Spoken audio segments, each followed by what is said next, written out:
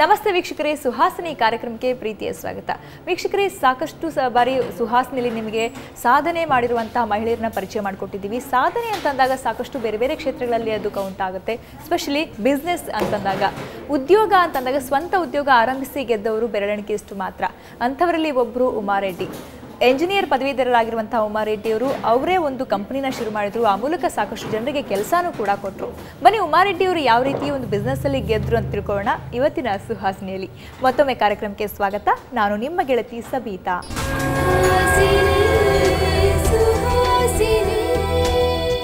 ಔದ್ಯೋಗಿಕ ರಂಗದಲ್ಲಿ ಸಾಧನೆ ಮಾಡಿರುವಂತಹ ಸಾಕಷ್ಟು ಮಹಿಳೆಯರನ್ನ ನೀವು ನೋಡಿದ್ದೀರಾ. ಎಸ್ಪೆಷಲಿ ಆ ಒಂದು ಕ್ಷೇತ್ರದಲ್ಲಿ ಮತ್ತೆ ಮತ್ತೆ ಮುನ್ನಡೆಯುವಂತೆ ಮತ್ತಷ್ಟು ಜನರಿಗೆ ಮಾರ್ಗದರ್ಶಕರಾಗಿ ಮತ್ತಷ್ಟು ಜನರಿಗೆ ಒಂದು ಪ್ರೋತ್ಸಾಹ ನೀಡುವಂಥ ಒಂದು ಕೆಲಸದಲ್ಲಿ ಬ್ಯುಸಿ ಆಗಿದ್ದಾರೆ ನಮ್ಮ ಜೊತೆ ಇರುವಂತಹ ಒಬ್ಬ ಸೆಲೆಬ್ರಿಟಿ. ಸೊ ಇವರು ಏನಪ್ಪ ಅಂತಂದರೆ ನಿಮ್ಗೆ ಗೊತ್ತು, ಸಾಕಷ್ಟು ವರ್ಷಗಳಿಂದ ಇದೇ ಕ್ಷೇತ್ರದಲ್ಲಿ ಇದ್ದಾರೆ. ಸ್ವಂತ ಉದ್ಯೋಗ ಅಂದಾಗ ಯಾವ ಥರ ಇರಬೇಕು, ಒಬ್ಬ ಎಂಜಿನಿಯರ್ ಆಗಿ ಬರೀ ಬೇರೆ ಬೇರೆ ಕಂಪ್ನಿಗಳಲ್ಲಿ ಉದ್ಯೋಗ ಅರಸಿ ಹೋಗೋದಕ್ಕಿಂತ ತಾನು ಒಂದಿಷ್ಟು ಜನಕ್ಕೆ ಉದ್ಯೋಗ ಕೊಡಬಹುದಾ, ಈ ಒಂದು ವಿಚಾರದಲ್ಲಿ ಗೆದ್ದವರು ಅಂತ ಹೇಳಬಹುದು. ಸೊ ಅವರೇ ನಮ್ಮ ಜೊತೆ ಇರುವಂತಹ ಉಮಾರೆಡ್ಡಿ ಅವರು. ಬನ್ನಿ, ಉಮಾರೆಡ್ಡಿ ಅವ್ರನ್ನ ಕೇಳೋಣ, ಯಾವ ರೀತಿ ಹೆಣ್ಮಕ್ಳು ತಮ್ಮ ಸ್ವಂತ ಕಾಲಲ್ಲಿ ನಿಂತ್ಕೊಂಡು ಉದ್ಯೋಗ ಸ್ಟಾರ್ಟ್ ಮಾಡಬಹುದು ಅಂತ. Welcome to the show. Thank you.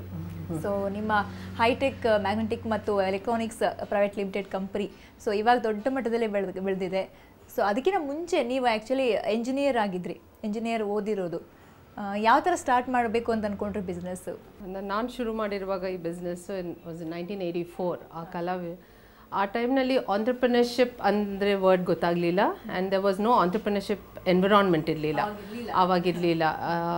ಒಂದು ಬಿಸ್ನೆಸ್ ಶುರು ಮಾಡಬೇಕು ಅಂದರೆ it was more like a hobby ಥರ ನಾನು ಶುರು ಮಾಡಿರೋದು. ಐ ಸ್ಟಾರ್ಟೆಡ್ ಈ business when I was in my final year of engineering. ಆವಾಗ ಪ್ರಿಂಟೆಡ್ ಸರ್ಕ್ಯೂಟ್ ಬೋರ್ಡ್ ಡಿಸೈನಿಂಗ್ ಅಂತ ಆರ್ಟ್ ವರ್ಕ್ಸ್ ಇರ್ತಾಯಿತ್ತು. ಆರ್ಟ್ ವರ್ಕ್ಸ್ ಎಲ್ಲ ಮ್ಯಾನ್ಯುಯಲ್ ಮಾಡ್ತಾಯಿದ್ವಿ before computers came into being, personal computers came into being. So ಅದನ್ನು ನಾನು ಭಾರತ್ ಎಲೆಕ್ಟ್ರಾನಿಕ್ಸ್ಗೆ ಮಾಡ್ತಾ ಇರುವಾಗ I said okay, ಚೆನ್ನಾಗಿದೆ, why don't I make this as my business. So ಆ ಹಾಬಿನ converted it into a business.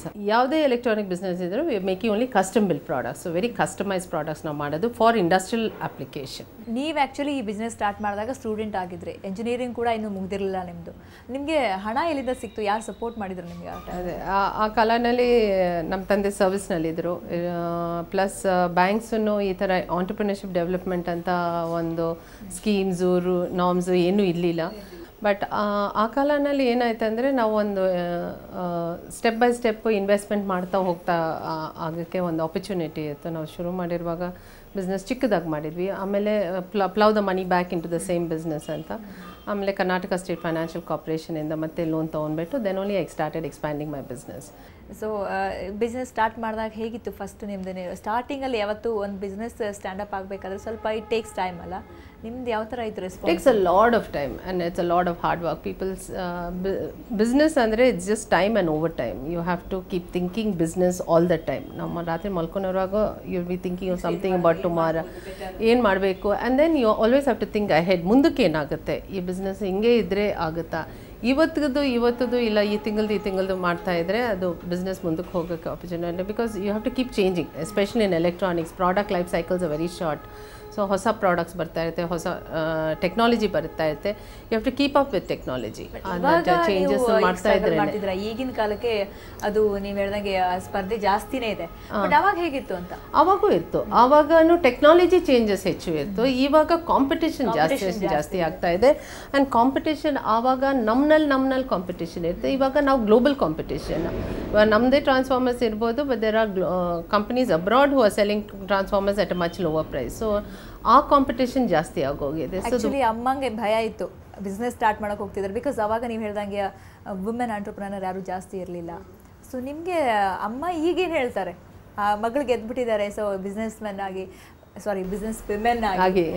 So ಇವಾಗ ಏನು ಹೇಳ್ತಾರೆ ಅಮ್ಮ? ಖುಷಿ ಆಗಿರ್ಬೇಕಲ್ವಾ? She's happy, she's proud that okay, ಮಗಳು ಮಾಡಿದ್ದಾಳೆ, ಬಿಸ್ನೆಸ್ ಮಾಡ್ತಾ ಇದ್ದಾಳೆ, ಚೆನ್ನಾಗಿ ಮಾಡ್ತಾ ಇದ್ದಾಳೆ ಅಂತ.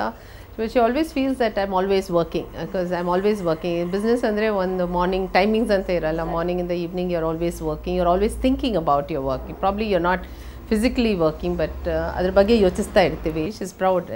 ಯಾವಾಗ ರೆಫರೆನ್ಸಸ್ ಬರುತ್ತೆ, ಇವಳು ಯಾರೋ ಒಬ್ರು ಕೆಲಸಕ್ಕೆ ಇದ್ದಾಳೆ ತಗೊಂತೀಯಾ ಅಂತ. So that means that she is interested in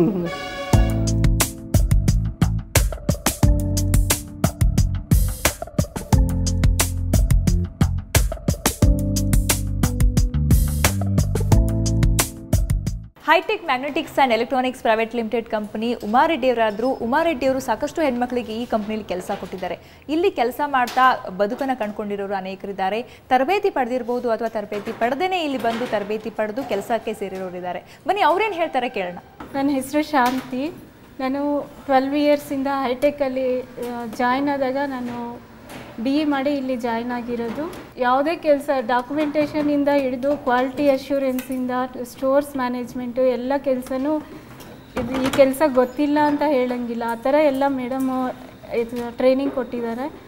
ಯಾವುದೇ ಥರ 10th ಪಾಸಾಗಿ ಏನು ಗೊತ್ತಿಲ್ಲದೆ ಇರೋ ಅವರು ಇಲ್ಲಿ ಬಂದ ಮೇಲೆ ನಾನು ಎಲೆಕ್ಟ್ರಾನಿಕ್ಸಲ್ಲಿ ನನಗೆ ಸ್ವಲ್ಪ ಮಟ್ಟಿಗೆ ಗೊತ್ತಿದೆ, ನಾನು ಎಲ್ಲಿ ಹೋದ್ರೂ ನಾನು ಕೆಲಸ ಮಾಡಿಕೊಂಡು ಮುಂದೆ ನನ್ನ ಫ್ಯೂಚರ್ ನಾನು ಕಲಿಸ್ಕೋಬೋದು ಅಂತ ಒಂದು ಕಾನ್ಫಿಡೆನ್ಸಿಂದ ಇರ್ತಾರೆ.